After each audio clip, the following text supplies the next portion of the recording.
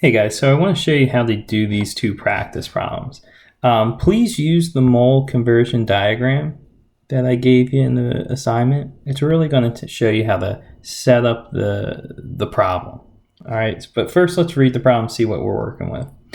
So how many moles are in 4.34 times 10 to the 24th carbon atoms?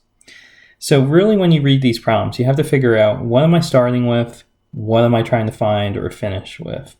So I'm starting with carbon atoms,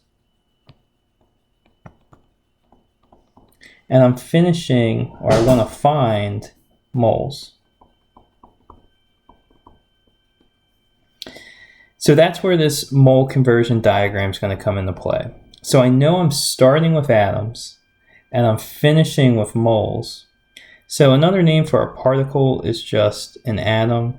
You might see that from time to time, or you might even see molecule. So just keep that in mind. If you ever see particle, atom, or molecule, it just means atoms.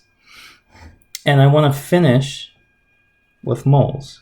So I'm starting with atoms, I'm finishing with moles. So let's draw that arrow. We're going from left to right. Then we need to find the arrow that actually is showing it going from left to right. And that would be right here. You can see the arrows pointing from left to right. So that means we're going to be using this setup right here. 1 mole is equal to 6.02 times 10 to the 23rd atoms. That's what that really means. So let's set up our problem now that we know that we have to use that. So let's put this in. So we know we got 1 mole is equal to 6.02 times 10 to the 23rd. And again, that's atoms or molecules or particles, whatever you want to call it. And then we want atoms to cancel out, okay? We want to keep moles. So one way to do that, we're going to put atoms on the top here, on the other side. So this is where atoms will be, and this is just going to be over 1. And what number we have to put there is, well, how many carbon atoms do we have? We got 4.34 times 10 to the 24th power.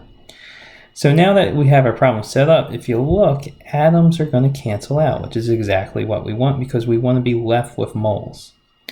So then this problem, how it's going to look like when we kind of simplify it, it's going to be 4.3 times 10 to the 24th. And we're going to have moles right there. Divide that all by 6.02 times 10 to the 23rd. Now when you do this in your scientific calculator in the app that I showed you how to use, you should get 7.21 moles. And that's what your answer would be. So in 4.34 times 10 to the 24th carbon atoms, how many moles that is? Well, it's 7.21 moles, and that's what our answer would be for that one.